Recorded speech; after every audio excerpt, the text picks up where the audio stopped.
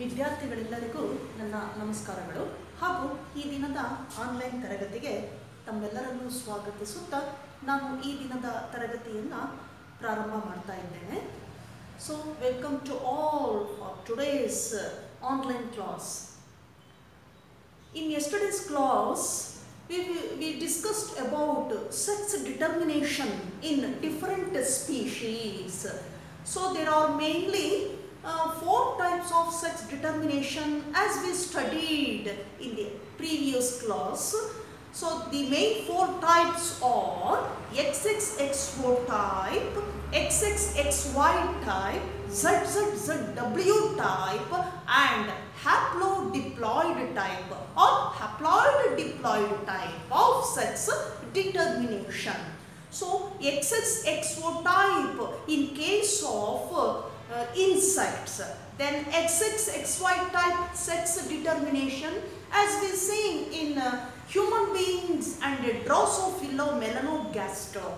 ZZZW type, so we can see in the birds. Then last one, haploid diploid type, we can see in case of honeybees. Here in case of honeybees, males are haploid. They have 16, that is n number of chromosomes, nothing but 16. Females have 2n number of 32 chromosomes. So one way female queen so lays eggs, one way those eggs, unfertilized eggs directly developed into, that is drones or males. Then after the meiotic division reduced to 16 chromosome, reduced to n number of chromosome. So whereas in other way, so the 16, that is haploid gametes fused with the sperm with containing 16 chromosome, again that will become the females. Adenagatte female agatte. So this is the story of sex determination in different kinds of species. Now in today's class, so we shall discuss about the next concept, pedigree analysis. ಇವತ್ತಿನ ಒಂದು ವಿಷಯ ನಾವು ಚರ್ಚೆ ಮಾಡಬೇಕಾಗಿರುವಂಥದ್ದು Pedigree analysis. ಏನು Pedigree analysis ಅಂದಾಗ, Pedigree means that is the family tree ಅಂತ ಕರಿತೇವೆ, ವಂಶವೃಕ್ಷ ಅಂತ ಹೇಳ್ತೀವಿ ನಾವು ಕನ್ನಡದಲ್ಲಿ. ಏನಾಗಂದ್ರೆ ವಂಶವೃಕ್ಷ ಅಂದ್ರೆ ಏನು? ಸೊ ಅವರ ಫ್ಯಾಮಿಲಿನಲ್ಲಿ ನಾವು ಟ್ರೇಸ್ ಮಾಡಿದಾಗ ಯಾವ ರೀತಿ ಜೆನೆಟಿಕ್ ಟ್ರೈಟ್ಸ್ ಇನ್ಹೆರಿಟ್ ಆಗಿದೆ ಅನ್ನುವಂಥದ್ದು, ರೆಕಾರ್ಡ್ ಮಾಡುವಂಥದ್ದು. ಸೊ ಆ ಫ್ಯಾಮಿಲಿನಲ್ಲಿ ಹಲವಾರು ಫ್ಯಾಮಿಲಿನ ನಾನು ರೆಕಾರ್ಡ್ ಮಾಡಿಕೊಂಡಾಗ ಆ ಜೆನೆಟಿಕ್ ಟ್ರೈಟ್ಸು ಯಾವ ರೀತಿ ಇನ್ಹೆರಿಟ್ ಆಗಿದೆ ಫ್ರಮ್ ಜನರೇಷನ್ ಟು ಜನರೇಷನ್, ಇದು ನಾವು ಏನಂತ ಹೇಳ್ತೇವೆ, ಪೆಡಿಗ್ರಿ, ಫ್ಯಾಮಿಲಿ ಟ್ರೀ ಅಂತ ಕರಿತೇವೆ. So what is the meaning of analysis? Pedigree analysis. So pedigree analysis to study of the family history. Pedigree analysis to study of the family history, to trace out inheritance of genetic traits for several generation of a family.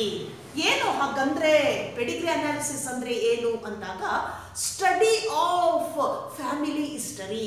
ಒಂದು family ಹಿಸ್ಟ್ರಿಯನ್ನ study ಮಾಡುವಂಥದ್ದು, analyse ಮಾಡುವಂಥದ್ದು. ಏನನ್ನ ಅದರಲ್ಲಿ ಏನು analyse ಮಾಡಬೇಕಾಗಿದೆ? To trace out. ಅದರಿಂದ ನಾವು ಏನನ್ನ ತೋರಿಸ್ಬೇಕಾಗಿದೆ? Trace out inheritance of genetic traits. ಯಾವ ರೀತಿ ಈ ಅನುವಂಶೀಯ ಗುಣಗಳು ಇನ್ಹೆರಿಟ್ ಆಗಿದೆ ಹಲವಾರು ಜನರೇಷನ್ವರೆಗೂ, ಅದನ್ನು ನಾವು ಟ್ರೇಸ್ ಔಟ್ ಮಾಡಬೇಕಾದ್ರೆ ನಾವು ಒಂದು ಸುಮಾರು ಒಂದು 3 ರಿಂದ 4 ಇಲ್ಲ ಒಂದು 10 ಜನರೇಷನ್ಸ್ ಅನ್ನ ಏನು ಮಾಡಬೇಕು? ರೆಕಾರ್ಡ್ ಮಾಡಬೇಕಾಗ್ತದೆ. ಆಗ ಟ್ರೇಸ್ ಔಟ್ ಮಾಡ್ಬೋದು ಯಾವ ರೀತಿ ಇನ್ಹೆರಿಟ್ ಆಗಿದೆ genetic traits. So the particular inheritance of triad, so that is alternative in the other or successive generation. ಮತ್ತೇನಾಗಿರುತ್ತೆ ಅಲ್ಲಿ ನಾವು ಟ್ರೇಸ್ ಔಟ್ ಮಾಡಿದಾಗ ಯಾವುದಾದ್ರೂ ಒಂದು ಪರ್ಟಿಕ್ಯುಲರ್ ಟ್ರಯಟ್ ಏನಾಗಿರ್ತದೆ ಆಲ್ಟರ್ನೇಟಿವ್ ಆಗೋ ಚಾನ್ಸಸ್ ಇರುತ್ತೆ ಆಗಿರುತ್ತೆ. So that leads, that is inheritance of some genetic disorders or diseases as we found in the family ಅಂತ ಕರೀತೇವೆ. So trace out ಮಾಡಿದಾಗ ಏನು ಜೆನೆಟಿಕ್ ಡಿಸಾರ್ಡರ್ ಇರುವಂಥದ್ದು, ಆ ಡಿಸಾರ್ಡರನ್ನು ಕ್ಯಾರಿ ಮಾಡುವಂಥ ಜೀನು ಅಲ್ಲಿಲ್ಲಿ ಏನಾಗಿರ್ತದೆ, ಯಾವ ರೀತಿ ಆ ಕ್ಯಾರೆಕ್ಟರನ್ನು ಟ್ರಾನ್ಸ್ಮಿಟ್ ಮಾಡಿದೆ ಜನರೇಷನ್ ಟು ಜನರೇಷನ್, ಯಾವ ಥರ ಟ್ರಾನ್ಸ್ಮಿಟ್ ಆಗಿದೆ ಅನ್ನೋದನ್ನು ನಾವೇನು ಮಾಡ್ಬೋದು, ಸ್ಟಡಿ ಮಾಡ್ಬೋದು ಥ್ರೂ ಪೆಡಿಗ್ರಿ ಅನಾಲಿಸಿಸ್ ಅಂತ ಕರಿತೇವೆ. ಹಾಗಾದರೆ what is the definition for pedigree analysis? ಏನಂತ ನಾವು ಡೆಫಿನಿಷನ್ ಕೊಡ್ಬೋದು? So the study of family history trace out inheritance of genetic traits for several generations of a family.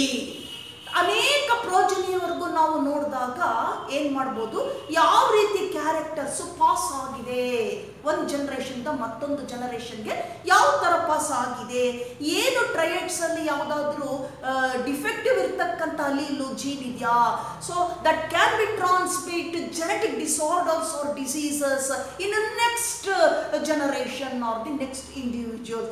ಇದನ್ನು ನಾವು ಟ್ರೇಸ್ ಔಟ್ ಮಾಡುವಂಥದ್ದು ಏನಂತ ಹೇಳ್ತೇವೆ, ಪೆಡಿಗ್ರಿ analysis.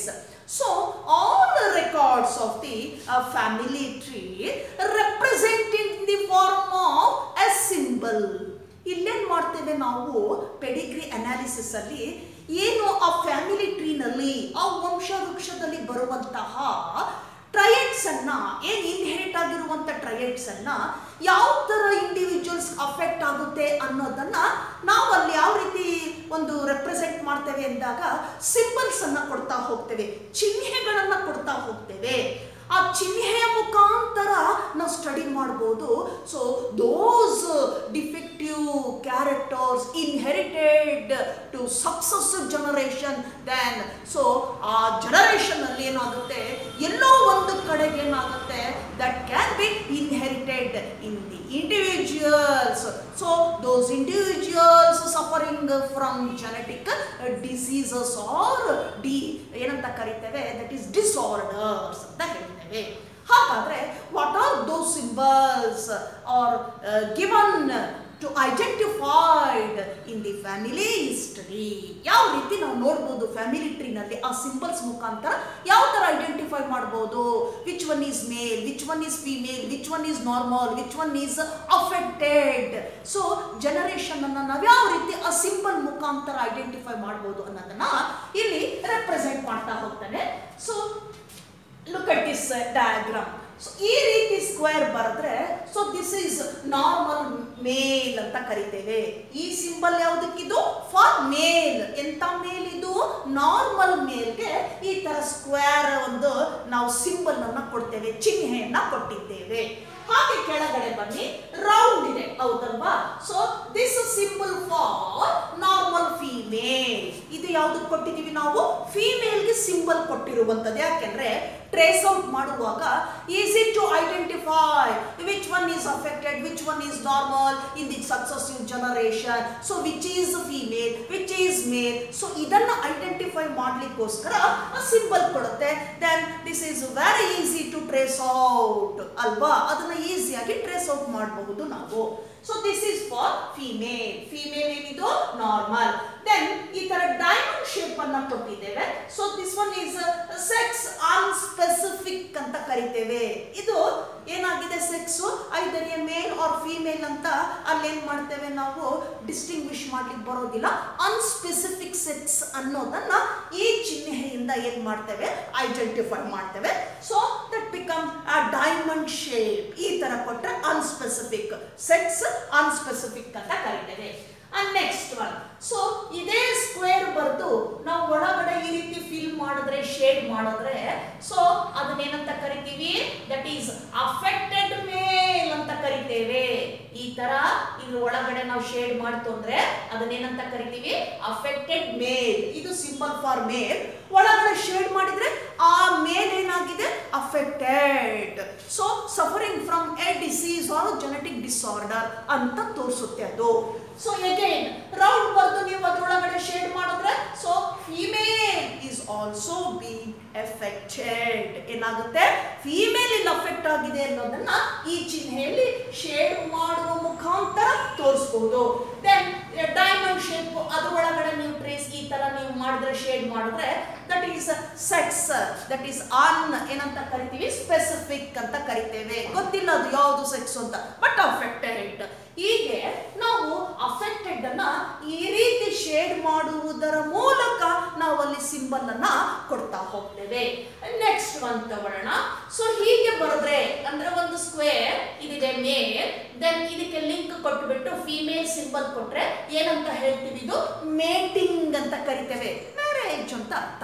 ಮೇಟಿಂಗ್, ಇಬ್ಬರ ನಡುವೆ ಏನಾಗಿದೆ? ಮೇಟಿಂಗ್, ನಥಿಂಗ್ ಬಟ್ ಮ್ಯಾರಿಡ್ ಅಂತ, ಮದುವೆ ಆಗಿರುವಂತಹ ಒಂದು ಇದು ಚಿಹ್ನೆಯನ್ನ ಕೊಡುತ್ತೆ ಈ ತರ ಬರೆದ್ರೆ.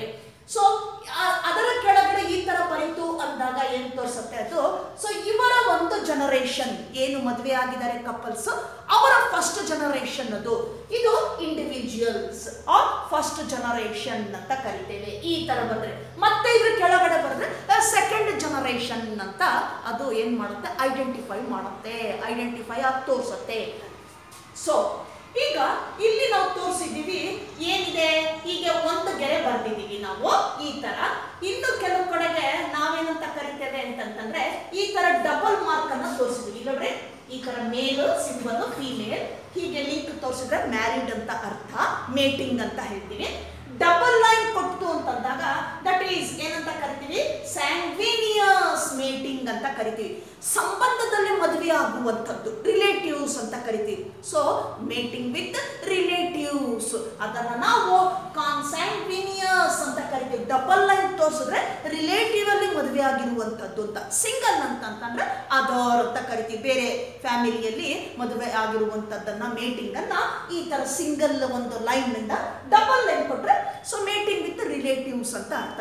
ಇದಿಷ್ಟು ಚಿಹ್ನೆಯ ಸಿಂಬಲ್ಸ್ ನ ಆಧಾರದ ಮೇಲೆ ನಾವು ಟ್ರೇಸ್ ಔಟ್ ಮಾಡಬಹುದು ಫ್ಯಾಮಿಲಿಯಲ್ಲಿ ಯಾವ ರೀತಿ ಏನಾದರೂ ಜೆನೆಟಿಕ್ ಡಿಸಾರ್ಡರ್ ಇದ್ದರೆ, ಜೆನೆಟಿಕ್ ಡಿಸೀಸಸ್ ಇದ್ರೆ ಹೇಗೆ ಅದು ಇನ್ಹೆರಿಟ್ ಆಗುತ್ತೆ ಜನರೇಷನ್ ಟು ಜನರೇಷನ್ ಅನ್ನೋದನ್ನ ಏನ್ ಮಾಡ್ಬೋದು? ಟ್ರೇಸ್ ಔಟ್ ಮಾಡ್ಬೋದು.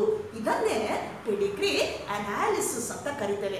ಈ ಸಿಂಬಲ್ ಕೊಟ್ಟಾಗ ಸೊ ಇದು ಇಂಥದ್ರಿಂದ ಆಗಿದೆ, ಇದು ಡಾಮಿನೆಂಟ್ ಇರ್ಬೋದು, ಇದು ರಿಸೆಸಿವ್ ಅಲ್ಲಿನಿಂದ ಆಗಿದೆ, ಅಥವಾ ಎಕ್ಸ್ ಲಿಂಕ್ಡ್ ಕ್ರೋಮೋಸೋಮ್ ಇಂದ ಬಂದಿದೆ, X linked recessive, so X linked dominant, Y linked. ಹೀಗೆ ನಾವು ಸಿಂಬಲ್ಸ್ ಅನ್ನ ಆ ಚಾರ್ಟ್ ಅನ್ನ ಕೊಟ್ಬಿಡ್ತು ಅಂತಂದ್ರೆ, ಪೆಡಿಗ್ರಿ ಅನಾಲಿಸಿಸ್ ಚಾರ್ಟ್ ಕೊಡ್ತು ಅಂದ್ರೆ very easy to identify which type of genetic disorder that genetic trait so transmits the recessive or dominant allele throughout the successive generation.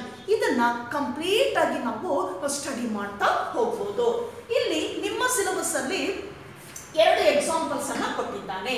So ಹಾಗಾದ್ರೆ ನಾವಿಲ್ಲಿ ಏನ್ ನೋಡಬಹುದು?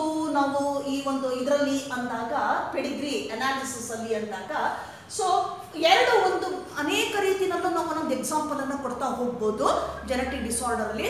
ಈಗ ಬಾಡಿ ಕ್ರೋಮೋಸೋಮ್ಸ್ ಅಂತ ಕರಿತೀವಿ, ಆಟೋಸೋಮ್ಸ್ ಅಲ್ಲಿ ಆ ಡಾಮಿನೆಂಟ್ ಜೀನ್ ಇಂದನಾದ್ರೂ ಬರ್ಬಹುದು, ರಿಸೆಸಿವ್ ಜೀನ್ ಇಂದನಾದ್ರೂ ಬರ್ಬಹುದು, ಯಾವುದು ಜೆನೆಟಿಕ್ ಡಿಸೀಸ್. ಹಾಗೇನೆ ನಾವು ಈ ಸೆಕ್ಸ್ ಕ್ರೋಮೋಸೋಮ್ ಇಂದ ಡಾಮಿನೆಂಟ್ ಇಂದ ಬರ್ಬೋದು ಜೀನು, ಅಥವಾ ರಿಸೆಸಿವ್ ಅಂತಾನು ಕರಿತೇವೆ. So that is autosomal, recessive and dominant or the allosomal. Sex ಕ್ರೋಮೋಸೋಮ್ಸ್ಗೆ ಇನ್ನೊಂದು ಹೆಸರು ಅಲೋಸೋಮ್ಸ್ ಅಂತ ಕರಿತೇವೆ. Autosomes or sex chromosomal, dominant or recessive trait ಇಂದ ಬರುವಂತದ್ದು. ಅರ್ಥ ಆಗ್ತಿದೆಯಲ್ಲ? ಆ ಚಾನ್ಸಸ್ ಇದೆ. ಆಟೋಸೋಮ್ಸ್ ಅಲ್ಲಿ both dominant and recessive, then sex chromosomes ಅಲ್ಲಿ ಡಾಮಿನೆಂಟ್ ಅಂಡ್ ರಿಸೆಸಿವ್. ಇದಕ್ಕೆ ಲಿಂಕ್ ಆಗಿರುವಂತಹ ಡಿಸೀಸಸ್ ಏನಾಗ್ತದೆ, ಇನ್ಹೆರಿಟ್ ಆಗ್ತದೆ ಥ್ರೂ ಅಲೀಲ್ಸ್. ಅಲೀಲ್ಸ್ ನ ಮುಖಾಂತರ ಏನಾಗುತ್ತೆ, ಇನ್ಹೆರಿಟ್ ಆಗ್ತದೆ ಫ್ರಮ್ ಜನರೇಷನ್ ಟು ಜನರೇಷನ್. ಈಗ ನಿಮ್ಮ ಒಂದು ಸಿಲೆಬಸ್ ಅಲ್ಲಿ ಎರಡನ್ನ ಚಾರ್ಟ್ ಕೊಟ್ಟಿದ್ದಾನೆ, ಎರಡು ಚಾರ್ಟ್ ಅನ್ನ ಕೊಟ್ಟಿದ್ದಾನೆ. So one chart that is autosomal dominant allele. ಒಂದು ಚಾರ್ಟ್ ಅಲ್ಲಿ ಡಿಸೀಸ್ ಅನ್ನ ಕೊಟ್ಟಿದ್ದಾರೆ. ಆ ಡಿಸೀಸು ಇನ್ಹೆರಿಟ್ ಆಗೋದು ಯಾವುದರ ಮುಖಾಂತರ ಅಂದಾಗ ಆಟೋಸೋಮಲ್ ಡಾಮಿನೆಂಟ್ ಅಲೀಲ್ ಅಂತ ಕರೀತೇವೆ. ಎಕ್ಸಾಂಪಲ್ ಫಾರ್ ದಿಸ್ ಟೈಪ್ ಏನಿದೆ, ಈ ಒಂದು ಆಟೋಸೋಮ್ಸ್ ಅಂದ್ರೆ ಬಾಡಿ ಕ್ರೋಮೋಸೋಮ್ಸ್ ಇದೆಯಲ್ಲ, ಆ ಬಾಡಿ ಕ್ರೋಮೋಸೋಮ್ಸ್ ನಲ್ಲಿ ಡಾಮಿನೆಂಟ್ ಇರುವಂತ ಜೀನ್ ಏನಿದೆ ಇದು ಎಕ್ಸ್ಪ್ರೆಸ್ ಮಾಡುತ್ತೆ, ಅಫೆಕ್ಟ್ ಆಗಿರ್ತದೆ, ಆ ಜೆನೆಟಿಕ್ ಡಿಸೀಸ್ ಅನ್ನ ಹೊತ್ಕೊಂಡಿರ್ತದೆ.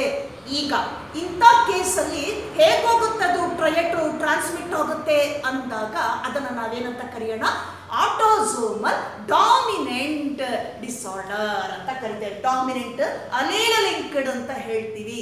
ಹಾಗಾದ್ರೆ ಇದಕ್ಕೆ ಇದಕ್ಕೆ ಎಕ್ಸಾಂಪಲ್ ಯಾವ್ದು ಕೊಡೋಣ ನಾವು ಆಟೋಸೋಮಲ್ ಡಾಮಿನೆಂಟ್ಗೆ? So myotonic dystrophy. Myotonic dystrophy ನಾವು ಇನ್ನೊಂದು ಎಕ್ಸಾಂಪಲ್ ಅನ್ನ ಕೊಟ್ಟಿದ್ವಿ. ಏನಂತ ಹೇಳಿದ್ವಿ ಅದನ್ನ ನಾವು? ಮಯೋಟೋನಿಕ್ ಅಂತ ಹೇಳಿದ್ವಿ, ಮಸ್ಕ್ಯುಲರ್ ಡಿಸ್ಟ್ರೋಫಿ ಅಂತ ಎರಡನ್ನೂ ನೋಡಿದ್ವಿ.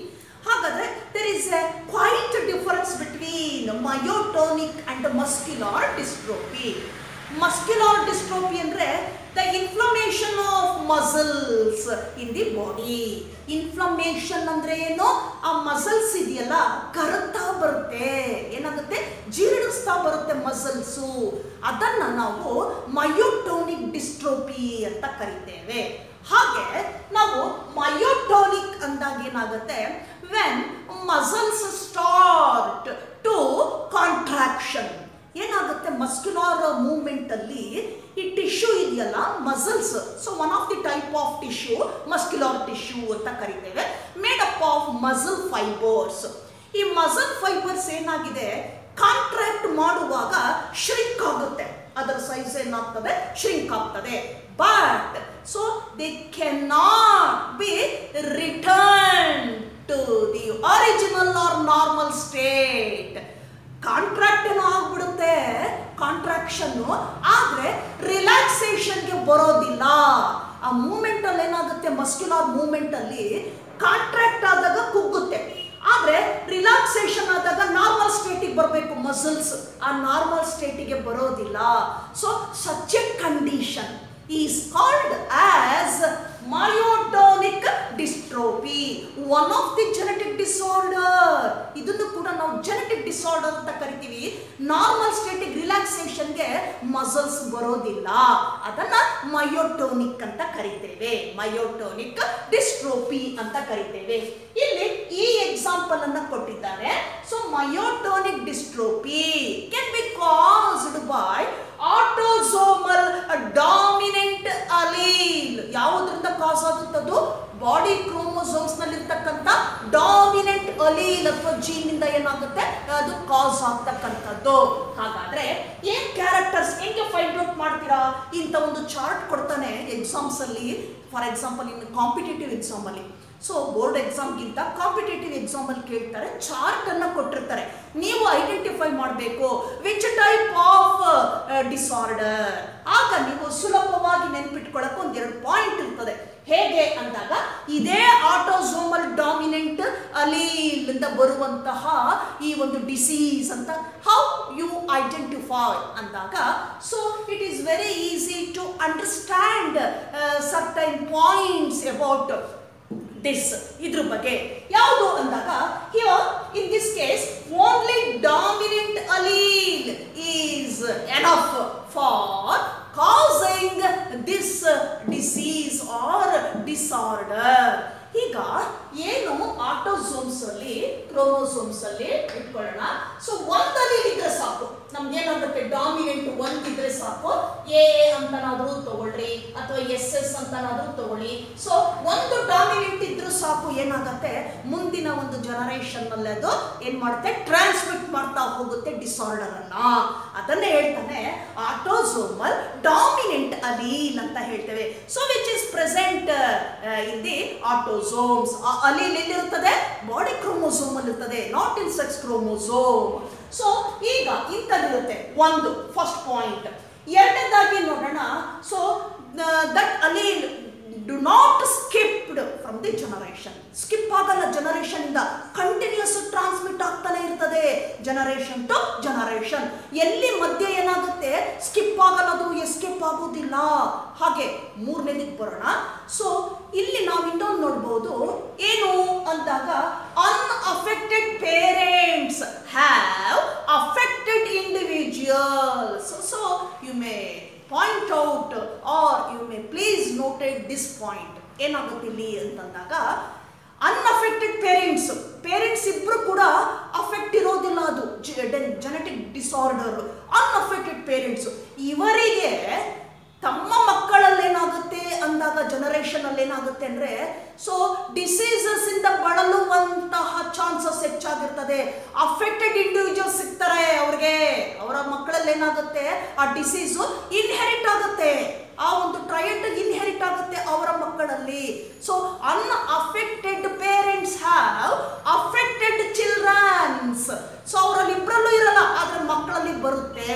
ಸೊ ಡಾಮಿನೆಂಟ್ ಒಂದು ಅಲೀಲ್ ಇದ್ರೂ ಸಾಕು, can transmit that disorder to the generation or individuals ಅಂತ ಕರಿತೇವೆ. ಇದು ನಾವು ಕಂಡೀಷನ್ ನೋಡ್ಕೊಳ್ಬೇಕಾಗಿರ್ತಕ್ಕಂಥದ್ದು. ಇಲ್ಲಿ ಒಂದು ಚಾರ್ಟ್ ಅನ್ನ ಕೊಟ್ಟಿದ್ದಾರೆ, ನಿಮ್ಮ ಒಂದು ಸಿಲೆಬಸ್ ಅಲ್ಲೂ ಕೂಡ ಇದೆ. ಈ ಎರಡು ಎಕ್ಸಾಂಪಲ್ಸ್ ಅನ್ನ ಕೊಡ್ತಾನೆ ಪೆಡಿಗ್ರಿ ಅನಾಲಿಸಿಸ್ಗೆ. So this is the one of the example of autosomal dominant trait ಅಂತ ಕರಿತೇವೆ. Example for this genetic disorder is myotonic dystrophy. ನೋಡಿ ಇಲ್ಲಿ ಕೊಟ್ಟಿದ್ದಾರೆ, ಈಗ ಇದು female. So this is female parental combination. ಈಗ ತಾಯಿ ಏನಾಗಿದೆ, ಫಿಮೇಲ್ ಏನಾಗಿದ್ದಾರೆ, ಅಫೆಕ್ಟೆಡ್. ಇದು ಅರ್ಥ ಆಗ್ತಿದೆಯಲ್ಲ, ಅಫೆಕ್ಟೆಡ್. ಅವಳಲ್ಲಿರ್ತಕ್ಕಂತಹ ಏನು ಕ್ರೋಮೋಸೋಮ್ಸ್ ಇದೆ, ಆ ಎರಡು ಕ್ರೋಮೋಸೋಮ್ಸ್ ಎಕ್ಸೆಸ್ ಅಂತ ತಕೊಳ್ಳೋಣ. ಸೊ ಅಫೆಕ್ಟೆಡ್ ಅಂದಾಗ ಸೊ ಹೋಮೋಜೈಗಸ್ ಅಂತ ಕರಿತೀವಿ. ಸೊ ಇಲ್ಲೇನಾಗಿದೆ, ಹೋಮೋಜೈಗಸ್. ಎರಡೂ ಕೂಡ ಏನಾಗಿದೆ, ಪೂರ್ತಿಯಾಗಿ ಅಫೆಕ್ಟ್ ಆಗಿರೋದ್ರಿಂದ ಎರಡು ಕ್ರೋಮೋಸೋಮ್ ಏನಾಗುತ್ತೆ, can transmit that disorder to the next generation. ಇಲ್ಲಿ ಮೇಲ್ ಏನಿದೆ, ಫಾದರ್ ಏನಿದ್ದಾರೆ ಫ್ರೀ ಇದೆ, ನಾವು ಅನ್ಅಫೆಕ್ಟೆಡ್ ಅಂತ ಕರಿತೀವಿ. ಸೊ ತಾಯಿ ಮದರ್ ಏನಿದ್ದಾರೆ ಅಫೆಕ್ಟೆಡ್, ಫಾದರ್ ಅನ್ಅಫೆಕ್ಟೆಡ್. ಈಗ ಟ್ರೇಸ್ ಔಟ್ ಮಾಡಿದಾಗ ಇಲ್ಲಿ ನೋಡಿ, ಇದು ಪೇರೆಂಟಲ್ ಕಾಂಬಿನೇಷನ್. ಈಗ ಫಸ್ಟ್ ತೋರಿಸಿದೀವಲ್ಲ, ಇದು ನಾವು ಫಸ್ಟ್ ಜನರೇಷನ್ ಏನಂತ ಕರಿತೀವಿ, ಒಂದನೇ ಜನರೇಷನ್. ಇಲ್ಲಿ ಚಾನ್ಸಸ್ ನೋಡಿ ಹೇಗಿದೆ. ಸೊ ಎರಡು ಫಿಮೇಲ್ ಇದೆ, ಎರಡು ಮೇಲ್ ಇದೆ, ಹೌದಲ್ವಾ? ಈಗ 1 2 3 4 5 ತೋರಿಸಿದ್ದಾರೆ. ಒಂದು ಫಿಮೇಲ್ ನಾರ್ಮಲ್ ಇದೆ. ನಾವು ಇಲ್ಲಿ ಕ್ರಾಸ್ ಮಾಡಿದಾಗ ತಂದೆ ಏನಾಗಿದೆ, ತಂದೆಯಲ್ಲಿ so he has a dominant allele so on the X chromosome. Why that is not it has not any type of alleles ಅಲ್ಲಿ ಇರೋದಿಲ್ಲ. ಸೊ Y ನಲ್ಲಿ ಏನಾಗಿರ್ತದೆ, so Y chromosome is not having any type of allele. So X chromosome ಅಲ್ಲಿ dominant ಇರೋದ್ರಿಂದ female ಬರುವಂತ female ಏನಾಗಿರ್ತಾರೆ, unaffected. ಆ child ಏನಾಗಿರುತ್ತೆ, ಅನ್ಅಫೆಕ್ಟೆಡ್. ಬಟ್ ಮಗ ಏನಾಗಿರ್ತಾನೆ, ಸನ್ ಏನಾಗಿರುತ್ತೆ, ಅಫೆಕ್ಟೆಡ್. ಯಾಕೆ, ಈ ಎಕ್ಸ್ ಈ ಇದ್ರ ಜೊತೆಗೆ ಸೇರ್ಕೊಂಡಾಗ ಏನಾಗುತ್ತೆ, XX ಆಗುತ್ತೆ. ಬಟ್ ದಿಸ್ ಇಸ್ ಡಾಮಿನೆಂಟ್ ಆಗಿದೆ. ಅದನ್ನ ನಾವು ಆಟೋಸೋಮಲ್ಲಿ ಏನಂತ ಕರಿತೇವೆ, ಆಟೋಸೋಮಲ್ ಡಾಮಿನೆಂಟ್ ಅಂತ ಕರಿತೀವಿ. ಸಾರಿ, ಇದು ಸೆಕ್ಸ್ ಕ್ರೋಮೋಸೋಮ್ ಮೇಲಲ್ಲ, ಆಟೋಸೋಮಲ್ ನಡೆಯುವಂಥದ್ದು. ಸೊ ಫಿಮೇಲ್ ಅಲ್ಲಿ ಏನಾಗಿರ್ತದೆ, ಅಫೆಕ್ಟೆಡ್ ಇದ್ದಾರೆ, ಅಲ್ಲೊಂದು ಅಲೀಲ್ ಬಂದಿದೆ. ಸೊ ಫಾದರ್ ಏನಾಗಿದ್ದಾರೆ, ಅನ್ಅಫೆಕ್ಟೆಡ್. ಚಿಲ್ಡ್ರನ್ಸ್ ಅಲ್ಲಿ ನೋಡೋಣ. ಸೊ ಇದು ಆಟೋಸೋಮ್, ಸೆಕ್ಸ್ ಕ್ರೋಮೋಸೋಮ್ಸ್ ತರ ಇದು. ಸೊ ಆಟೋಸೋಮಲ್ ತಗೊಂಡಾಗ ಅಲ್ಲಿದೆ, ಡಾಮಿನೆಂಟ್ ಅಲ್ಲಿದೆ. ಈಗ ಇಲ್ಲೇನಾಗಿದೆ ನೋಡಿ, ಇದು ಫಸ್ಟ್ ಜನರೇಷನ್ ತೋರಿಸ್ತಾರೆ. ಫಿಮೇಲ್ ಇದೆ, ಅನ್ಅಫೆಕ್ಟೆಡ್ ಇದೆ ಚೈಲ್ಡ್. ಎರಡನೇದು ಮೇಲ್ ಇದೆ, ಅಫೆಕ್ಟೆಡ್. ಎಗೈನ್ ಮೇಲ್ ಇದೆ, ಅನ್ಅಫೆಕ್ಟೆಡ್ ಫಿಮೇಲ್ಸ್. ಇದು ಅಫೆಕ್ಟೆಡ್ ಫಿಮೇಲ್. ಒಂದು ಮೇಲ್ ಅಫೆಕ್ಟೆಡ್ ಇದೆ, ಇನ್ನೊಂದು ಫಿಮೇಲ್ ಅಫೆಕ್ಟೆಡ್ ಇದೆ. ಸೊ ರಿಮೈನಿಂಗ್ 3 ಏನಿದೆ, ಅನ್ಅಫೆಕ್ಟೆಡ್ ಚಿಲ್ಡ್ರನ್ಸ್ ಅಂತ ಕರಿತೀವಿ. ಈಗ ಒಂದನೇ ಜನರೇಷನ್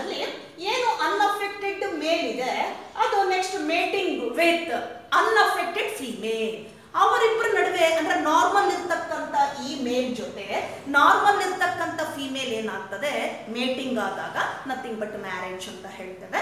ಅಲ್ಲೇನಾಗುತ್ತೆ ಅವರಲ್ಲಿ ಬರುವ generation, this is the second generation. ಇದು ಫಸ್ಟ್ ಆದ್ರೆ ಇದು ಎಷ್ಟನೇ ಜನರೇಷನ್? ಇದು ಎರಡನೇ ಜನರೇಷನ್. ಇಲ್ಲಿ ನೋಡಿ ಸಾಧ್ಯತೆ ಹೇಗಿದೆ. ಸೊ ಇಲ್ಲಿ ಏನು ಫಿಮೇಲ್ಸ್ ಎರಡಿದೆ, ಒಂದು ಮೇಲ್ ಇದೆ. ಈ ಮೂರು ಚಿಲ್ಡ್ರನ್ಸ್ ಕೂಡ ಅನ್ಅಫೆಕ್ಟೆಡ್. ಈ ಮೂರು ಕೂಡ ಏನಾಗಿದೆ? ಅನ್ಅಫೆಕ್ಟೆಡ್. ಆದರೆ ಆ ಅಲೀಲು, ಡಾಮಿನೆಂಟ್ ಅಲೀಲು ಹೇಗೆ ಟ್ರಾನ್ಸ್ಮಿಟ್ ಆಗ್ತದೆ ಅನ್ನೋದಕ್ಕೆ ಇಲ್ಲಿ ನೋಡ್ರಿ. ಸೊ ಯಾವ ಟೈಪ್ ಈ ಒಂದು ಅಲೀಲು ಈಗ ಟ್ರಾನ್ಸ್ಮಿಟ್ ಆಗಿದೆ ಅಂದಾಗ ಒಂದನೇ ಜನರೇಷನ್ ಅಲ್ಲಿ ಫಿಮೇಲ್ ಅಲ್ಲಿ ಇತ್ತು. ಎಲ್ಲಿತ್ತು? ಫಿಮೇಲ್ ಅಲ್ಲಿ ಇತ್ತು. ಈ ಫಿಮೇಲು ನಾರ್ಮಲ್ ಮೇಲ್ ಜೊತೆ ಮೇಟಿಂಗ್ ಆದಾಗ, ಮದುವೆ ಆದಾಗ ಅವಳ ಜನರೇಷನ್ ಅಲ್ಲಿ ಬರುವಂತದ್ರಲ್ಲಿ female affected, female child is affected. Then remaining both two males are unaffected. ನೋಡಿ ಇಲ್ಲಿ ಒಂದು ಚಾರ್ಟ್ ಕೊಟ್ಟಿದ್ದಾನೆ. ಈ ಜನರೇಷನ್ ಅಲ್ಲಿ ಬರುವಂತಹ ಫಿಮೇಲ್ ಏನಿದೆ, ಸೊ ಆ ಹೆಣ್ಣು ಮಗು ಅಫೆಕ್ಟ್ ಆಗಿದ್ರೆ ನಾರ್ಮಲ್ ಮೇಲ್ ಜೊತೆ ಮದುವೆ ಆದಾಗ ಅವಳ ಜನರೇಷನ್ ನಲ್ಲಿ ಸನ್ಸ್ ಇರೋದಿಲ್ಲ. ಆ ಬರ್ತಕ್ಕಂತಹ ಮೇಲ್ಸ್ ಏನಿದೆ ಫ್ರೀ ಇರ್ತಾರೆ, free from that genetic disorder. But female ಏನಾಗಿದೆ child, so that is that child will be affected. ಆಗುತ್ತೆ ಅವಳಿಗೆ, ಆ ಫಿಮೇಲ್ಗೆ ಆಗುತ್ತೆ. ಸೊ ಇದಿಷ್ಟು ನಾವು ಟ್ರೇಸ್ ಔಟ್ ಮಾಡಿದಾಗ ಯಾವ ತರ ಅಲೀಲು, ಡಾಮಿನೆಂಟ್ ಅಲೀಲು ಒಂದಿದ್ರೆ ಸಾಕು, ಜನರೇಷನ್ ಟು ಜನರೇಷನ್ ಏನಾಗುತ್ತೆ ಆ ಇಂಡಿವಿಜುವಲ್ಸ್ ಅಲ್ಲಿ ಟ್ರಾನ್ಸ್ಮಿಟ್ ಆಗ್ತಾ ಹೋಗುತ್ತೆ, ಅಫೆಕ್ಟ್ ಮಾಡ್ತಾ ಹೋಗುತ್ತೆ. ಇದನ್ನ ನಾವು ಆಟೋಸೋಮಲ್ ಡಾಮಿನೆಂಟ್ ಟ್ರಯಡ್ ಅಂತ ಕರಿತೇವೆ. So it can be caused by autosomal dominant trait. Example ಯಾವ್ದು ಕೊಟ್ವಿ? ಮಯೋಟೋನಿಕ್ ಡಿಸ್ಟ್ರೋಫಿ ಅಂತ ಕರಿತೇವೆ. ಹಾಗಾಗಿ ಒಂದು ಡಾಮಿನೆಂಟ್ ಅಲ್ಲಿ ಇದ್ರೂ ಸಾಕು, that can produces that affect or disease or genetic disorders in the next generation. Transmit ಆಗ್ತಾ ಹೋಗ್ತದೆ. ಸೊ ಇದು ಹಾಗಾದ್ರೆ ಈ ಅಲೀಲ್ ಟ್ರಾನ್ಸ್ಮಿಟ್ ಆಗಬೇಕಾದ್ರೆ ಯಾವುದ್ರ ಮೂಲಕ ಹೋಗುತ್ತೆ ಅಂದಾಗ, so either male or female. So mostly females ಅಲ್ಲಿ ನಾವು ನೋಡ್ತೇವೆ ಅಲೀಲ್ ಅನ್ನ. ಅವಳೇನಾಗ್ತಾಳೆ? ಫಿಮೇಲ್ ಏನಾಗ್ತಾಳೆ? ಅಲ್ಲಿ ಕ್ಯಾರಿಯರ್ ಆಗ್ತಾಳೆ, ಅವಳು ಹೊತ್ಕೊಂಡು ಹೋಗುವಂತವಳು ಆಗ್ತಾಳೆ ಅದರಲ್ಲಿ. ಸೊ ಈ ತರ ಸಿಂಬಲ್ ಬರೆದು ತೋರಿಸಿದ್ರೆ ನಾವೇನಂತ ಕರಿತೀವಿ? Female becomes carrier. ಆ ಜೀನ್ ಅನ್ನ ಒತ್ಕೊಂಡಿದ್ದಾಳೆ, ಅಲೀಲ್ ಅನ್ನ ಒತ್ಕೊಂಡಿದ್ದಾಳೆ ಅವಳು. ಬಟ್ ಇನ್ನೊಂದೇನಾಗಿರ್ತದೆ ಆ ಕಡೆಗೆ, ಅದು ಡಾಮಿನೆಂಟ್ ಇರುತ್ತೆ, ಫ್ರೀ ಇರುತ್ತೆ, ನಾರ್ಮಲ್ ಇರ್ತದೆ. ಹೀಗೆ ತೋರಿಸಿದ್ರೆ ಕ್ಯಾರಿಯರ್ ಅಂತ ಕರಿತೇವೆ. ಸೊ ಇದು one of the example for pedigree analysis. This chart for autosomal dominant trait. Example for this one myotonic dystrophy. Coming to the second one, autosomal recessive trait. So genetic ಏನಿದೆ pedigree analysis ಅಲ್ಲಿ disorder or disease, so carried by autosomal recessive allele ಅಂತ ಕರಿತೇವೆ. Again body chromosomes ಅಲ್ಲಿ ಇರ್ತಕ್ಕಂತಹ ಏನಿದೆ recessive allele ಏನಾಗುತ್ತೆ ಕಾಸ್ ಮಾಡುವಂತಹ genetic disorder. ಇದು ಕೂಡ ಏನಿದೆ, so this one is also given in your syllabus or in your textbook. ಇದನ್ನ ಉದಾಹರಣೆಯಾಗಿ ಕೊಟ್ಟಿದ್ದಾರೆ. ಸೊ ಎರಡನೇದು ಒಂದು ಡಾಮಿನೆಂಟ್, ಇನ್ನೊಂದು ರಿಸೆಸಿವ್ಗೆ. Example for autosomal recessive allele that is sickle cell anaemia. ಯಾವ್ದು ಕೊಡ್ಬೋದು ಇದಕ್ಕೆ? Sickle cell anaemia, one of the genetic disorder or gene disorder. ಎರಡನೇದಾಗಿ ಸಿಕಲ್ ಸೆಲ್ ಅನಿಮಿಯಾ ಕೊಡಬಹುದು. So that genetic disorder caused by autosomal recessive trait or gene or allele ಅಂತ ಕರಿತೇವೆ. ಯಾವುದರಿಂದ ಬರುತ್ತಿದ್ದು? Body chromosome ನ ರಿಸೆಸಿವ್ ಅಲೀಲ್ ಇಂದ ಕಾಸ್ ಆಗುವಂತದ್ದು sickle cell anaemia. So ಆ ಒಂದು ರಿಸೆಸಿವ್ ಅಲೀಲ್ ಇದ್ರೂ ಸಾಕು, ಅವಳೇನಾಗ್ತಾಳೆ? ಫಿಮೇಲ್ ಅಲ್ಲಿ ಇದ್ದಾಗ ಅದನ್ನ ಅವಳು ಕ್ಯಾರಿಯರ್ ಆಗ್ತಾಳೆ. ಒಂದಿರುತ್ತೆ, ಒಂದು ಡಾಮಿನೆಂಟ್ ಇರುತ್ತೆ, ಕ್ಯಾರಿಯರ್ ಆಗ್ತಾಳೆ. But she is not affected, ಅವಳು ಅಫೆಕ್ಟ್ ಆಗೋದಿಲ್ಲ. ಯಾಕೆ? So another normal allele also present beside ಅಂತ ಕರಿತೇವೆ. ಬಿಸೈಡ್ ದಟ್ ಈಸ್ ಏನಂತ ಕರಿತೇವೆ? ಆ ರಿಸೆಸಿವ್ ಅಲೀಲ್. ಅದ್ರ ಜೊತೆಗೆ ಇನ್ನೊಂದು ಇರ್ತದೆ, ನಾರ್ಮಲ್ ಇರ್ತದೆ. ಹಾಗಾಗಿ ಅವಳಿಗೆ ಅಫೆಕ್ಟ್ ಆಗೋದಿಲ್ಲ. ಬಟ್ ಶಿ ಈಸ್ ಕ್ಯಾರಿಯರ್, ಅವಳೇನಾಗ್ತಾರೆ? ಕ್ಯಾರಿ ಮಾಡ್ತಾಳ ಜೀನ್ ಅನ್ನ. ಅದು ಮುಂದೆ ಏನಾಗುತ್ತೆ? ನೆಕ್ಸ್ಟ್ ಅವಳ ಜನರೇಷನ್ ನಲ್ಲಿ ಸನ್ಸ್ಗೆ ಹೋಗುತ್ತೆ, ಮಗನಿಗೆ ಹೋಗುತ್ತೆ. ಅದು ಇವಳು ಎಲ್ಲಿಂದ ತಗೊಂಡ ಅಲೀಲನ್ನ?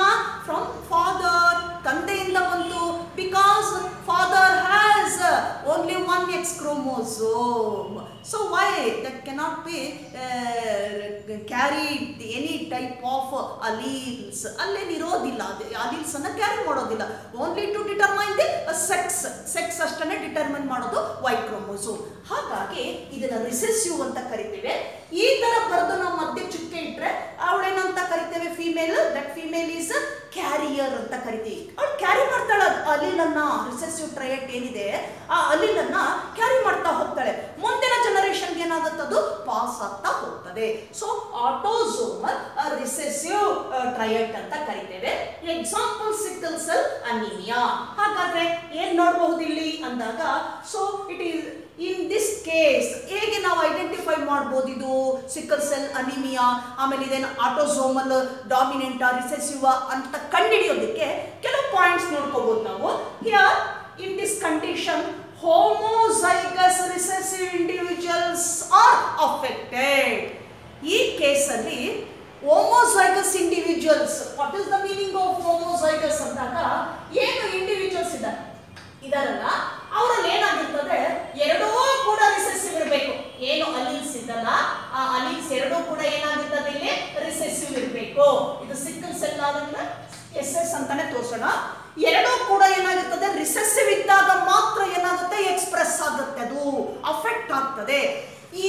ಇದ್ರ ಜೊತೆಗೆ ರಿಸೆಸಿವ್ ಜೊತೆಗೆ ಒಂದು ಡಾಮಿನೆಂಟ್ ಅಲೀಲ್ ಇತ್ತು ಅಂತಂದ್ರೆ ಏನಾಗುತ್ತೆ, that cannot be expressed are affected, affect ಆಗೋದಿಲ್ಲ.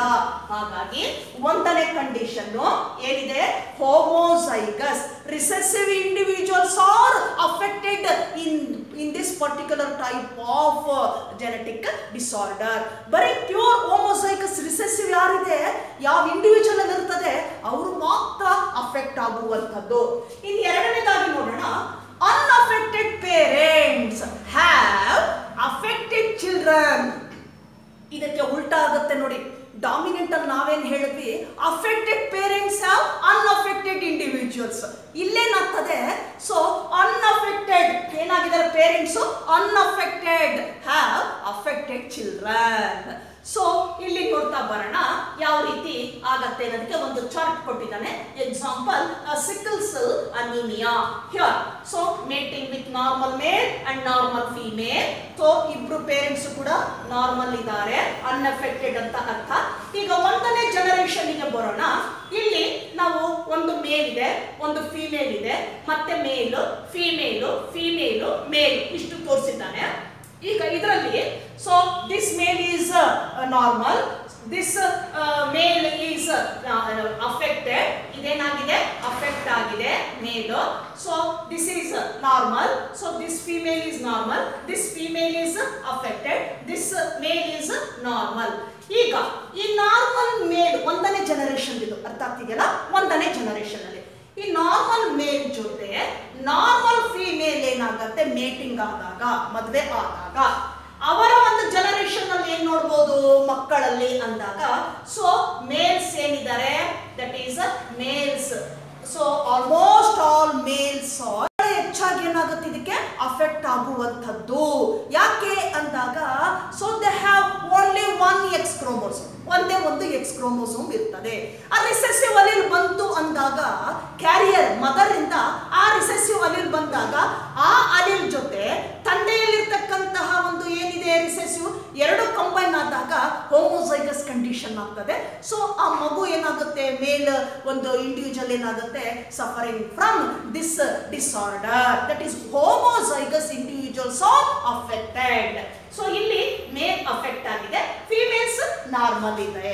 So this is second generation. So it is sickle cell anaemia, also transmitted by X linked recessive gene ಅಂತ ಕರಿತೀವಿ. ಎಕ್ಸ್ ಕ್ರೋಮೋಸೋಮ್ ಮೇಲೆ ಆ ರಿಸೆಸಿವ್ ಜೀನ್ ಇತ್ತು ಅಂದ್ರೆ ಸಾಕು, ನೆಕ್ಸ್ಟ್ ಜನರೇಷನ್ ಅಲ್ಲಿ ಏನಾಗುತ್ತೆ ಅದು ಕಾಸ್ ಮಾಡ್ತಾ ಹೋಗುತ್ತೆ. ನಾವು ವೆರಿ ನೆಕ್ಸ್ಟ್ ಕಾನ್ಸೆಪ್ಟ್ ಅಲ್ಲಿ ಹೇಳೋರಿದ್ದೀವಿ sickle cell anaemia genetic disorders ಅಲ್ಲಿ ಹೇಳ್ತಾ ಹೋಗೋಣ. ಏನದು X linked recessive, X linked dominant ಇದೆಲ್ಲ ಬರುತ್ತೆ, ಅಲ್ಲಿ ನಾವು ಡಿಸ್ಕಸ್ ಮಾಡ್ತಾ ಹೋಗೋಣ. So this is another example for autosomal recessive trait. So example for this disorder, that one pedigree chart, that is a sickle cell cell anemia. Sickle cell anemia. So this is the brief summary of the pedigree. What is the meaning of pedigree and pedigree analysis? Here these are the symbols we can use to identify the particular sex and the affected and non-affected individuals in the family history or family tree. So what are the significance? So ಹಾಗಾದ್ರೆ pedigree analysis ನ ಮಹತ್ವ ಏನು? So what is the significance of pedigree analysis? ಏನು ಇದ್ರ ಮಹತ್ವ ಏನಿರ್ಬೋದು? What is the importance ಏನಿರ್ಬೋದು, ಅದರದ್ದು ಪ್ರಾಮುಖ್ಯತೆ ಏನು ಅಂದಾಗ, so first point pedigree analysis ಅಲ್ಲಿ, so to find out or trace out genetic abnormalities or diseases. So ಈ ಪೆಡಿಗ್ರಿ ಅನಾಲಿಸಿಸ್ ಇಂದ ಇದರ ಪ್ರಾಮುಖ್ಯತೆ ಏನು ಅಂದಾಗ, ಮೊದಲನೇದಾಗಿ ಏನು ಇಂಪಾರ್ಟೆನ್ಸ್ ಇದ್ರದ್ದು ನಾವು ಸ್ಟಡಿ ಮಾಡೋದು ಅಂದಾಗ, to study or trace out the genetic abnormalities or genetic diseases in the several generation of a family. ಒಂದು ಫ್ಯಾಮಿಲಿಯ ಏನು ಅನೇಕ ಫ್ಯಾಮಿಲಿಯಲ್ಲಿ ಅವರು ವಂಶವೃಕ್ಷದಲ್ಲಿ ಬರ್ತಕ್ಕಂತಹ ಒಂದು ಇಂಡಿವಿಜುವಲ್ಸ್ ಅಲ್ಲಿ ನಾವೇನು ನೋಡ್ಬೋದು, ಟ್ರೇಸ್ ಔಟ್ ಮಾಡ್ಬೋದು, ಜೆನೆಟಿಕ್ ಅಬ್ನಾರ್ಮಲಿಟೀಸ್ ಅನ್ನ ಟ್ರೇಸ್ ಔಟ್ ಮಾಡ್ತಾ ಹೋಗ್ಬೋದು. ಎರಡನೇ ಸಿಗ್ನಿಫಿಕೆನ್ಸ್ ಏನಪ್ಪ, ಇಂಪಾರ್ಟೆನ್ಸ್ ಏನು ಅಂದಾಗ, find out so whether it is transmitted by a dominant or an recessive ಅಲ್ಲಿ. ಹಾಗಾದ್ರೆ ಈ ಜೆನೆಟಿಕ್ ಡಿಸಾರ್ಡರ್ ಯಾವುದರಿಂದ ಬಂದಿದೆ? Either from a dominant or a recessive allele that can be transmitted in the successive generation. ಯಾವುದರಿಂದ ಬಂದಿದೆ ಅನ್ನೋದನ್ನ find out ಮಾಡ್ಬೋದು. ಅದೇನು ಡಾಮಿನೆಂಟ್ ಅಲ್ಲಿಲ್ಲ ಅಥವಾ ರಿಸೆಸಿವ್ ಅಲ್ಲಿಲ್ಲ. So that is present on autosome, either autosome or allosome, ಅಂದ್ರೆ ಸೆಕ್ಸ್ ಕ್ರೋಮೋಸೋಮ್. ಇದ್ರ ಮೇಲಿದೆಯಾ, ಇದರಿಂದ ಆಗಿದೆಯಾ ಅನ್ನೋದನ್ನ ಟ್ರೇಸ್ ಔಟ್ ಮಾಡ್ಬೋದು. ಇನ್ನು ಕೊನೆಯದಾಗಿ that is counsellors to advise married couples. ಏನಂತ ಅಡ್ವೈಸ್ ಮಾಡ್ಬೋದು ಕೌನ್ಸಿಲರ್ಸು? ಸೊ ಯಾರಿಗೆ ಅಡ್ವೈಸ್ ಮಾಡ್ಬೋದು? Married couples about the genetic disorders,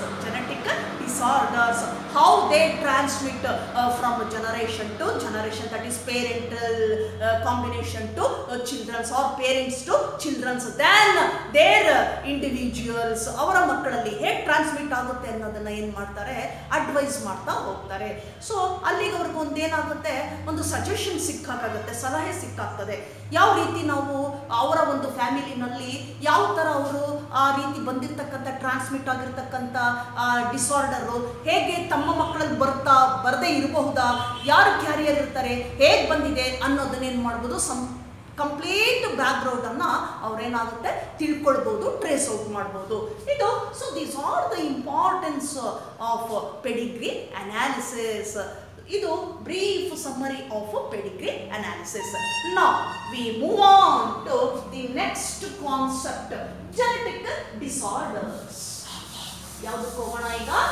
genetic disorders. Next one, genetic disorders. So genetic disorders, next and last concept of this chapter, genetic disorders. So genetic disorders transmitted by genes present on either autosomes or sex chromosomes. ನೋಡಿ, ಹೆಸರೇ ಹೇಳುತ್ತೆ ಈ disorders ಅಥವಾ diseases ಹೇಗೆ ಬರುತ್ತೆ ಅಂದಾಗ ಜೀನ್ಸಿಂದ ಬರುವಂಥದ್ದು. ಈ ಜೀನ್ಸು ಎಲ್ಲಿರುತ್ತೆ ಅಂದಾಗ ಅದು ಆಟೋಸೋಮ್ಸ್ ಅಲ್ಲಾದರೂ ಇರಬಹುದು ಅಥವಾ ಸೆಕ್ಸ್ ಕ್ರೋಮೋಸೋಮ್ಸ್ ಅಲ್ಲಾದರೂ ಇರಬಹುದು.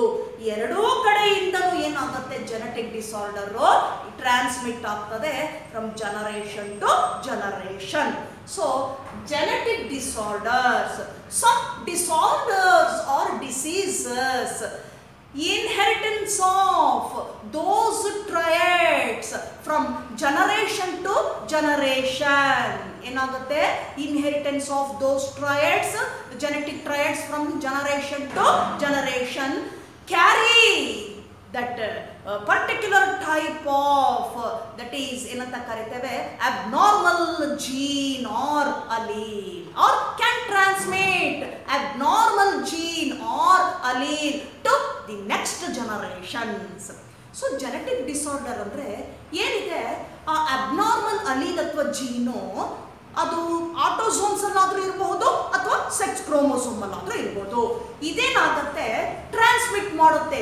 ಆ ಕ್ಯಾರೆಕ್ಟರನ್ನು ಏನು ಮಾಡುತ್ತದು, ಯಾವುದು ಅಬ್ನಾರ್ಮಲ್ ಇರ್ತದೆ ಅದು ಕ್ಯಾರೆಕ್ಟರನ್ನು ಟ್ರಾನ್ಸ್ಮಿಟ್ ಮಾಡ್ತಾ ಹೋಗುತ್ತೆ, ಆ ಡಿಸೀಸನ್ನು, ಆ ಡಿಸಾರ್ಡರ್ನ. ಅದು ಸಕ್ಸಸ್ಸಿವ್ ಜನರೇಷನ್ ಅಲ್ಲಿ ಏನಾಗುತ್ತೆ, ಟ್ರಾನ್ಸ್ಮಿಟ್ ಮಾಡ್ತಾ ಹೋಗ್ತದೆ. ಇದನ್ನ ನಾವೇನಂತ ಕರಿತೇವೆ, ಜೆನೆಟಿಕ್ ಡಿಸಾರ್ಡರ್ಸ್ ಅಂತ ಕರಿತೇವೆ. ಜೆನೆಟಿಕ್ ಡಿಸಾರ್ಡರ್ಸ್ ಕೆಲವೆಲ್ಲ ಬೈ ಬರ್ತ್ ಬರುವಂಥದ್ದು, ಅರ್ಥಾಗ್ತಿದೆಯಲ್ಲ, ಹುಟ್ಟಿನಿಂದಲೇ ಬರುವಂಥದ್ದು. ಡ್ಯೂರಿಂಗ್ ದಿ ಎಂಬ್ರಿಯಾನಿಕ್ ಕಂಡೀಷನ್ ಅಲ್ಲಿ ಏನಾಗ್ತದೆ, ತಾಯಿಯಿಂದ ಆ ಜೀನು ಮಗುವಿಗೆ ಹೋದಾಗ ಬೈ ಬರ್ತ್ ಎಂಬ್ರಿಯಾನಿಕ್ ಕಂಡೀಷನ್ ಅಲ್ಲೇ ಏನಾಗುತ್ತೆ, ಆ ಡಿಸಾರ್ಡರ್ ಅಲ್ಲೇನಾಗುತ್ತೆ, ಫಾರ್ಮೇಷನ್ ಆಗ್ತದೆ, ಕ್ರಿಯೇಟ್ ಆಗ್ತಾ ಹೋಗ್ತದೆ. So totally genetic disorder. So we can be group genetic disorders into 2 types. ನಾವು 2 ರೀತಿಯಲ್ಲಿ ಜೆನೆಟಿಕ್ ಡಿಸಾರ್ಡರ್ಸ್ ಅನ್ನ ಇಲ್ಲೇನ್ ಮಾಡ್ತೀವಿ, ಗ್ರೂಪ್ ಮಾಡ್ತೇವೆ, ವಿಂಗಡಿಸ್ತೇವೆ. One type that is Mendelian disorders. Mendelian disorders. Second type, chromosomal disorders.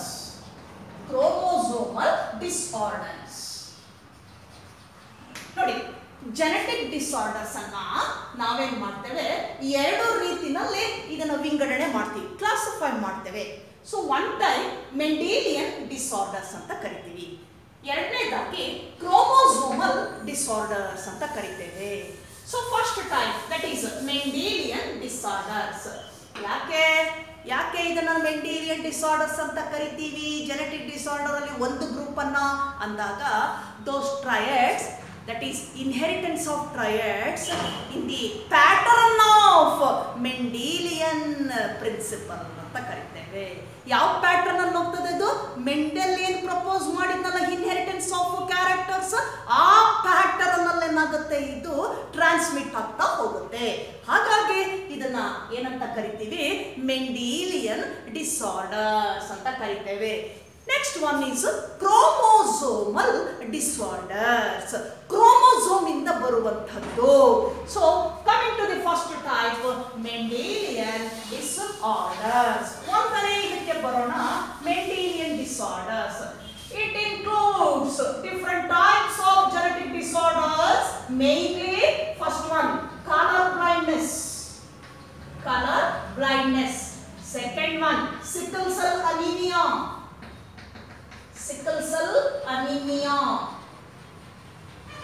Third one, hemophilia. Fourth one, phenylketonuria.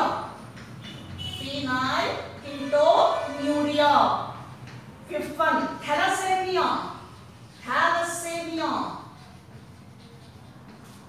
And sixth one, cystic fibrosis. So these are the group of genetic disorders come under Mendelian disorders. Mendelian disorders ಗೆ ನಾವು ಇಷ್ಟು examples ಅನ್ನ ಕೊಡ್ತಾ ಹೋಗ್ಬೋದು. ಯಾವ್ಯಾವುದು ನಿಮಗೆ board exam ಅಲ್ಲಿ ಕೇಳ್ಬೋದು. They may ask, so explain or list of Mendelian disorders, list ಮಾಡಿ ಅಂತ ಕೇಳ್ಬೋದು. ಫಾರ್ 3 marks, 3 ಮಾರ್ಕ್ಸ್ಗೆ ಕೇಳುವಂಥದ್ದು. ಅಥವಾ 5 ಮಾರ್ಕ್ಸ್ಗೆ 2 ಯಾವುದಾದ್ರೂ ಡಿಸಾರ್ಡರ್ನ explain, sickle cell anaemia, haemophilia, ಈ ಟೈಪ್ ಅಲ್ಲಿ ಕೇಳಬಹುದು. So one important one and expected question also. So first one, color blindness. Second, sickle cell anemia. Third one, hemophilia. Fourth one, phenylketonuria. Fifth one, thalassemia. And last one cystic fibrosis.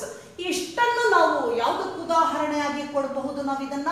So ಇದನ್ನ Mendelian ಡಿಸಾರ್ಡರ್ಗೆ ನಾವು ಕೊಡಬಹುದು. ಹಾಗಾದ್ರೆ chromosomal ಯಾವ್ದು ಬರುತ್ತೆ ಅಂದಾಗ chromosomal disorders includes 3 types of syndromes, namely Down syndrome. Second one, that is Klinefelter syndrome. And third one, that is Turner's syndrome. So these type of syndromes, disorders come under chromosomal disorder. That is due to the chromosomal aberration or the chromosomal, that is the increased number aneuploidy. ಇದ್ಯಾಕೆ ಬರುತ್ತೆ chromosomal disorder ಅಂದಾಗ? Due to chromosomal aberration and aneuploidy, ಇದರ ಮುಖಾಂತರ ಬರುತ್ತೆ. So coming to the first type, Mendelian disorder. The first one, that is colour blindness. The first disorder, Mendelian disorder, that is color blindness. So this is completely X-linked recessive disease, genetic disorder. ನೋಡಿ, colour blindness ಅನ್ನೋದು ಏನು? X linked ಅಂದಾಗ sex chromosome ಅರ್ಥಾಗ್ತಿದೆಯಲ್ಲ. X ಅಂದಾಗ nothing but sex chromosome. ನಾವು ನೋಡಿದ್ವಿ chromosomal theory of inheritance, TH Morgan. So ಅಲ್ಲಿ ನೋಡಿದ್ವಿ sex chromosome nothing but X chromosome. ಈ ಕಲರ್ ಬ್ಲೈಂಡ್ನೆಸ್ ಅನ್ನೋದು ಯಾವುದರಿಂದ ಟ್ರಾನ್ಸ್ಮಿಟ್ ಆಗ್ತದಪ್ಪ ಅಂದಾಗ, ಏನು ಎಕ್ಸ್ ಲಿಂಕ್ಡ್ ಕ್ರೋಮೋಸೋಮ್ ಇದೆ, ಎಕ್ಸ್ ಕ್ರೋಮೋಸೋಮ್ ಇದೆ, ಸೆಕ್ಸ್ ಕ್ರೋಮೋಸೋಮು, ಇಲ್ಲಿರ್ತಕ್ಕಂಥ recessive allele, X linked recessive allele ಅಂತ ಕರಿತೇವೆ. ಈಗ ಒಂದು ಎಕ್ಸಾಂಪಲ್ ನಿಮಗೆ ತೋರಿಸ್ತಾ ಹೋಗ್ತೇವೆ. ಏನು ಕಲರ್ ಬ್ಲೈಂಡ್ನೆಸ್ ಅಂದ್ರೆ ಏನು ಸಿಂಪ್ಟಮ್ಸ್ ನಾವು ನೋಡ್ತೇವೆ ಅಂದಾಗ, individuals have not, that is discriminated the vision of colors. ಏನಿದೆ, ಇಂಡಿವಿಜುವಲ್ಸ್ ಡಿಸ್ಕ್ರಿಮಿನೇಟ್ ಮಾಡ್ಲಿಕ್ಕೆ ಆಗೋದಿಲ್ಲ ಅವ್ರಿಗೆ ಏನನ್ನ, ಕಲರ್ ವಿಷನ್ಸ್ ಅನ್ನ. So colour visions like green, blue and red. Normal ಆಗಿ ನಾವು ಏನು ನಮ್ಮ ಐನಲ್ಲಿರ್ತಕ್ಕಂತಹ ರೆಟಿನಾ ಭಾಗ ಇದೆ, ಹಿಂದ್ಗಡೆ ಬರುವಂತಹ ರೆಟಿನಾ, ಆ ರೆಟಿನಾ ಭಾಗದಲ್ಲಿ ಏನಿದೆ, ರಾಡ್ಸ್ ಅಂಡ್ ಕೋನ್ಸ್ ಅಂತಕ್ಕಂತಹ ಪಿಗ್ಮೆಂಟ್ಸ್ ಇದೆ. ರಾಡ್ಸ್ ಅಂಡ್ ಕೋನ್ಸ್ ಅಂತ ಕರಿತೇವೆ. ಸೊ ಈ ಕೋನ್ಸ್ ಏನಿದೆ, ಕೋನ್ಸ್ ಅಲ್ಲಿ ಈ ಏನು ಕಲರ್ ವಿಷನ್ ಬಂದಾಗ ಆ ಲೈಟ್ ವೇವ್ ಲೆಂತ್ ಏನಾಗ್ತದೆ ಅಲ್ಲಿ ಪರ್ಸೀವ್ ಆಗ್ತದೆ.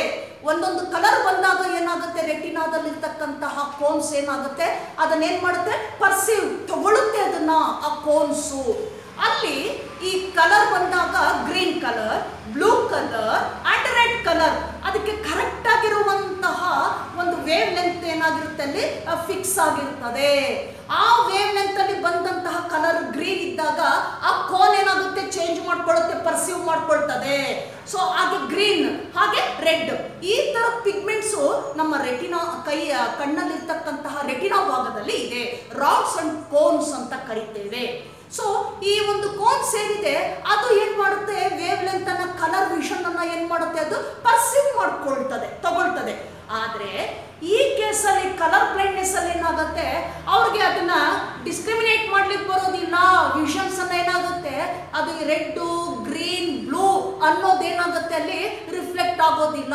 ಆ ಕಲರ್ ಎಲ್ಲ ಒಂದೇ ರೀತಿಯಾಗಿ ಕಾಣಿಸುತ್ತೆ. So that condition is called colour blindness ಅಂತ ಕರಿತೇವೆ. ಅಂತ ಇಂಡಿವಿಜುವಲ್ಸ್ ಅಲ್ಲಿ ಯಾವ ರೀತಿ ಬರುತ್ತಿದ್ದು ಅಂದಾಗ, ಎಕ್ಸ್ ಲಿಂಕ್ಡ್ ರಿಸೆಸಿವ್ ಇದ್ದಾಗ ಮಾತ್ರ ಏನಾಗುತ್ತೆ ಅಲ್ಲಿ ಈ ಒಂದು ಬ್ಲೈಂಡ್ನೆಸ್ ಅನ್ನ, ಆ ಇಂಡಿವಿಜುವಲ್ಸ್ ಅನ್ನ ನಾವು ನೋಡ್ತೇವೆ, ಕಲರ್ ಬ್ಲೈಂಡ್ನೆಸ್ ಅನ್ನ.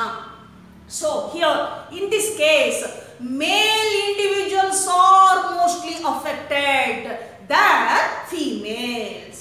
ಫೀಮೇಲ್ ಗಿಂತ ಮೇಲ್ ಇಂಡಿವಿಜುವಲ್ಸ್ ಇದರಲ್ಲ, ಸನ್ಸ್ ಇದರಲ್ಲ, ಆ ಸನ್ಸ್ ಏನಾಗುತ್ತೆ, ಸೊ ಮೋಸ್ಟ್ಲಿ ಅಫೆಕ್ಟೆಡ್, ಮೆಜಾರಿಟಿ ಸನ್ಸ್ಗೆ ಬರುವಂಥದ್ದು. Because they have only one X chromosome chromosome. So that chromosome containing recessive allele. So female ಅಲ್ಲಿ ಏನಾಗ್ತದೆ, ತಾಯಿಯಲ್ಲಿ ಆ ಒಂದು ಅಲೀಲು ಹೆಟೆರೋಸೈಗಸ್ ಕಂಡೀಷನ್ ಅಲ್ಲಿ ಇದ್ದಾಗ ಏನಾಗುತ್ತೆ, that allele recessive allele fused with this recessive allele that becomes colour blindness ಅಂತ ಕರಿತೇವೆ. ಒಂದು ಎಕ್ಸಾಂಪಲ್ ತೋರಿಸ್ತೀವಿ ನೋಡಿ. So here male, female, then here male. So female ಅಲ್ಲಿ ನಿಮಗೆ ಗೊತ್ತಿದೆ that is XX chromosome, male X and Y chromosome. Here ಇಲ್ಲೇನಾಗಿರ್ತದೆ, ಒಂದು ಕೇಸಲ್ಲಿ ಇಲ್ಲಿ ಸೊ ಒಂದು ಅಲೀಲ್ ಇದೆ, ರಿಸೆಸಿವ್ ಕಲರ್ ಬ್ಲೈಂಡ್ನೆಸ್ ಇರುವಂತ ಅಲೀಲ್ ಇದೆ. ಈಗ ತಂದೆಯಲ್ಲಿ ಏನಾಗುತ್ತೆ, ಬೇಡ ನಿಮಗೆ ಫ್ರೀ ನಾರ್ಮಲ್ ತೋರಿಸ್ಬಿಡ್ತೀನಿ. ನಾರ್ಮಲ್ ಇದೆ. ಸೊ ಇಲ್ಲಿ ದಟ್ ಈಸ್ ಅಫೆಕ್ಟೆಡ್ ಫಾದರ್. ಈಗ ಇಲ್ಲಿ ನಾನು ತೋರಿಸ್ತೀನಿ ಕಲರ್ ಬ್ಲೈಂಡ್ನೆಸ್, ಆ ಅಲೀಲ್ ಕೂತಿದೆ, ಅರ್ಥ ಆಗ್ತಿದೆಯಲ್ಲ, ಇದು ನಾರ್ಮಲ್ ಇದೆ. ಸೊ ಕ್ಯಾಪಿಟಲ್ ಸಿ ಅಂತಾನೆ ತಗೊಳ್ಳೋಣ. ನೆಕ್ಸ್ಟ್ ಇಲ್ಲಿಗೆ ಬಂದಾಗ ಯಾವ ಪಾಸಿಬಿಲಿಟಿ ಇದೆ ಬರುವಂತದ್ದು, ಈ ಎಕ್ಸ್ ಜೊತೆಗೆ ಸೇರಿದಾಗ ಈ ಫೀಮೇಲ್ ಏನಾಗ್ತಾಳೆ, ಕ್ಯಾರಿಯರ್ ಆಗ್ತಾಳೆ. ಲುಕ್ ಅಟ್ ದಿಸ್, ಡಾಮಿನೆಂಟ್ ಇದೆ, ಇದು ರಿಸೆಸಿವ್ ಇದೆ. ಡಾಮಿನೆಂಟ್ ಒಂದು, ರಿಸೆಸಿವ್ ಇರೋದ್ರಿಂದ ಈ ಫೀಮೇಲ್ ಏನಾಗ್ತಾಳೆ, ಕ್ಯಾರಿಯರ್ ಆಗ್ತಾಳೆ ಅವಳು. ನೆಕ್ಸ್ಟ್ ಮೇಲ್ ತಗೊಳ್ಳೋಣ. ಸೊ ಒಂದು ಮೇಲ್ ಏನಾಗ್ತದೆ, ಅದು ದಟ್ ಈಸ್ ಏನಂತ ಕರಿತೇವೆ, ನಾರ್ಮಲ್ ಆಗ್ತದೆ. ಇನ್ನೊಂದು ಮೇಲ್ ಏನಾಗ್ತದೆ, ಎರಡೂ ಮೇಲ್ಸ್ ಗಳು ಕೂಡ ನಾರ್ಮಲ್ ಆಗ್ತಾರೆ. ಫೀಮೇಲ್ಸ್ ಅಲ್ಲಿ ಕೂಡ ಅವರು ಕೂಡ ಕ್ಯಾರಿಯರ್ ಆಗ್ತಾರೆ, ಯಾಕೆಂದ್ರೆ ಒಂದು ಡಾಮಿನೆಂಟ್ ಒಂದು ರಿಸೆಸಿವ್ ಇದೆ. ಈ ನೆಕ್ಸ್ಟ್ ಜನರೇಷನ್ ಅಲ್ಲಿ ತಗೊಳ್ಳೋಣ. ಸೊ ನೆಕ್ಸ್ಟ್ ಜನರೇಷನ್ ತಗೊಂಡಾಗ ಏನಾಗುತ್ತೆ, ಸಪೋಸ್ ಈ ಫೀಮೇಲ್ ಏನಿದೆ, so then married with normal male married ಆಗ್ತಾಳೆ ಅಂತ ಇಟ್ಕೊಳ್ಳೋಣ. ಸೊ ಇಲ್ಲಿ ಬರುವಂತದ್ರಲ್ಲಿ ಏನಾಗುತ್ತೆ, ಇವಳು ಕ್ಯಾರಿ ಅಲ್ವಾ. ಸೊ ಸಿ ಇದೆ, ಇನ್ನೊಂದು ಸಿ ಇದೆ. ಸೊ ಇಲ್ಲಿ ಏನಾಗುತ್ತೆ, ಇದರಲ್ಲಿ ಅಫೆಕ್ಟೆಡ್ ಅಂತಾನೆ ಇಟ್ಕೊಳ್ಳೋಣ. ಸೊ ಇಲ್ಲಿ ಮೇಲ್ಸ್ ಅಲ್ಲಿ ಒಂದು ಏನು XY ಇದೆ, XY ಅಲ್ಲಿ X ಅಲ್ಲಿ ಇರ್ತಕ್ಕಂಥದ್ದು ಏನಾಗಿದೆ, ಅಫೆಕ್ಟೆಡ್, Y ಇನ್ನೇನು ಇರೋದೇ ಇಲ್ಲ. ಈಗ ಇಲ್ಲಿ ಬಂದಾಗ ಚಾನ್ಸಸ್ ನೋಡ್ಕೊಂಡ್ಬಂದ್ರೆ ಈ ಸಿ ತಗೊಂಡಾಗ ಕ್ಯಾರಿ ಆಗ್ಬೇಕಾದ್ರೆ ಇವಳು ಅಫೆಕ್ಟೆಡ್ ಇರುವಂತದ್ದು, ಇದು ನಾರ್ಮಲ್ ಅಂತಾನೆ ತಗೊಳ್ಳೋಣ. ಸೊ ಈ ಸಿ ಇದೆ ಫಿಮೇಲ್, ಇದು ಒಂದು X ಸೇರ್ಕೊಳ್ಳುತ್ತೆ, ಈ X ಸೇರ್ಕೊಳ್ಳುತ್ತೆ, ಇವಳು ಅಫೆಕ್ಟ್ ಆಗ್ತಾಳೆ.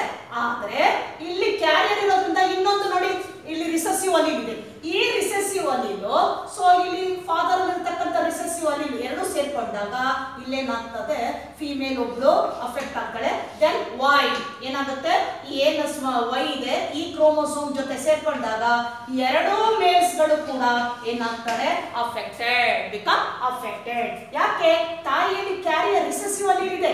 ಹಾಗಾಗಿ ಇವಳು ಎಲ್ಲಿಂದ ಪಡ್ಕೊಂಡು, ತಂದೆಯಿಂದ ಪಡ್ಕೊಂಡು ಎಲ್ಲಿಗೆ ಟ್ರಾನ್ಸ್ಮಿಟ್ ಮಾಡ್ತಾಳೆ, ಗಂಡು ಮಕ್ಕಳಿಗೆ ಟ್ರಾನ್ಸ್ಮಿಟ್ ಮಾಡ್ತಾಳೆ. So it is also called cross inheritance, because daughters transmit recessive allele, so they received from the father and transmitted to her sons. ಯಾರಿಗೆ ಕೊಡ್ತಾಳೆ, ಮಕ್ಕಳಿಗೆ, ಗಂಡು ಮಕ್ಕಳಿಗೆ ಕೊಡ್ತಾಳೆ. ಹೇಗೆ ಕಾಣಿಸುತ್ತೆ ಅದು, ನೋಡಿ ಹಿಂಗ್ ಬಂದಿದೆ, ತಂದೆಯಿಂದ ಮಗಳಿಗೆ, ಮಗಳಿಂದ ಗ್ರ್ಯಾಂಡ್ ಸನ್ಸಿಗೆ ಹೋಗುತ್ತೆ, ಇವರ ಗ್ರ್ಯಾಂಡ್ ಸನ್ಸಿಗೆ ಹೋಗುತ್ತೆ. ಹಾಗಾಗಿ zigzag manner ಅಥವಾ ಕ್ರಾಸ್ ಇನ್ಹೆರಿಟೆನ್ಸ್ ಅಂತ ಕರಿತೇವೆ. So father transmitted recessive alleles to her grandsons through daughters. ಇದನ್ನ ನಾವು ಕ್ರಾಸ್ ಇನ್ಹೆರಿಟೆನ್ಸ್ ಅಂತಾನೂ ಕರಿತೇವೆ. This is the color blindness, brief summary of color blindness. So this is nothing but X-linked recessive allele anta kariteve or triad. So this is enough for today's class. Then I will take up the next genetic disorder or Mendelian disorder in the next class. Till then, goodbye.